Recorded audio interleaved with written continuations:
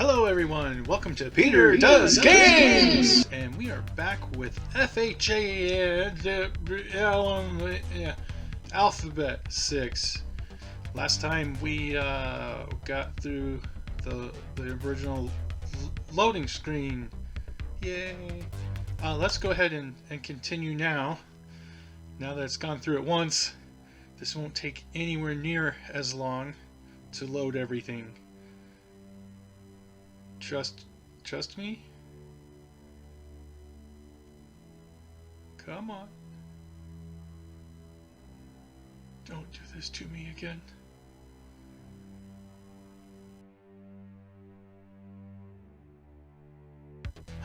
Okay, whew.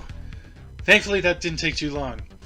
Alright, so now we're in the game itself and we have some time to look at everything that we've got. That's quite an interesting picture it decided to create of me.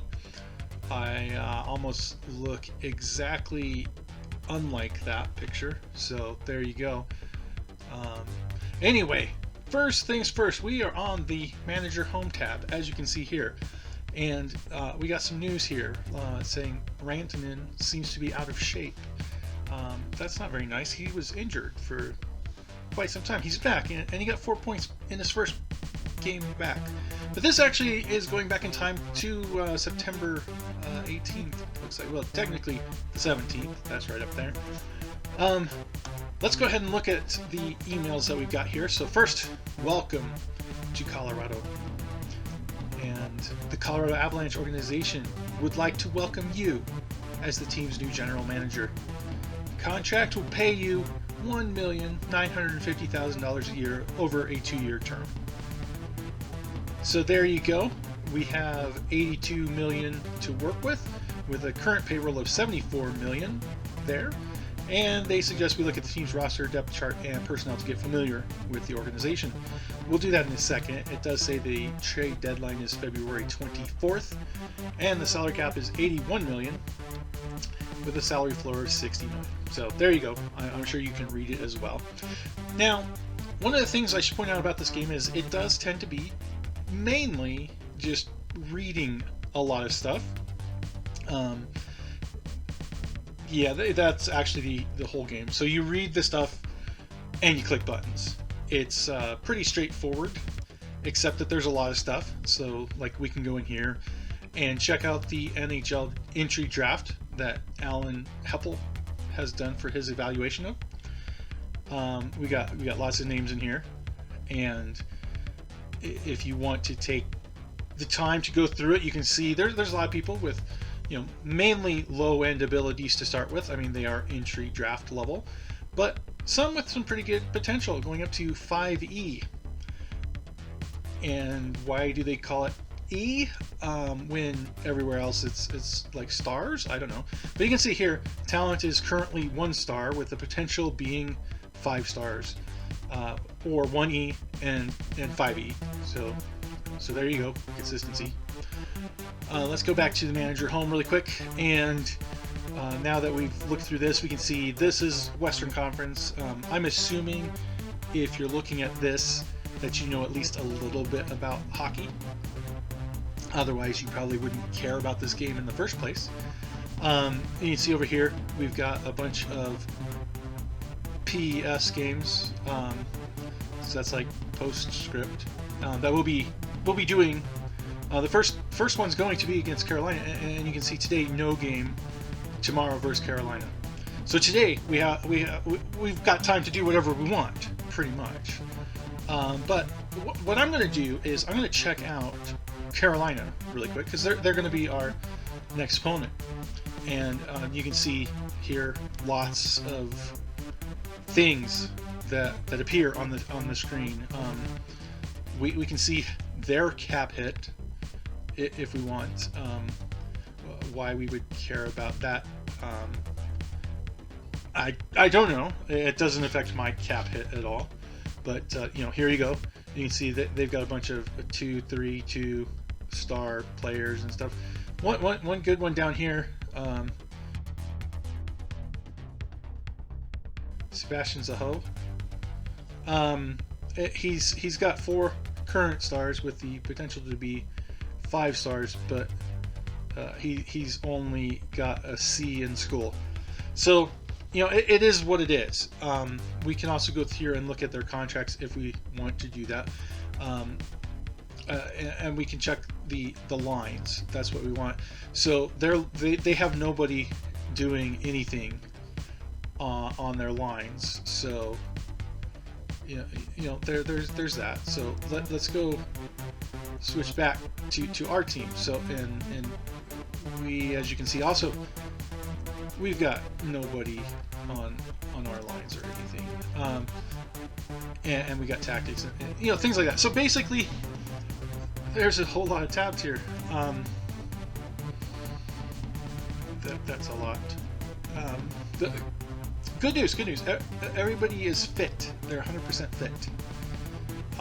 Their GER is 0, but they have Abby right here with. These are the stars again, the 2A and things like that. So. Here's a little shortcut for you guys. If you don't know what you're doing, just click this. So action menu, assistant, setup, organization, and boom! Look at that. Now we've got stuff in place, and we can come back and say, hey, set up the roles. If we don't like that, we can click on it again, and they'll change. And we'll just be like, yeah, keep doing that, because clearly we can trust anything that changes every single time we select it to have picked the correct thing the first time. Yeah.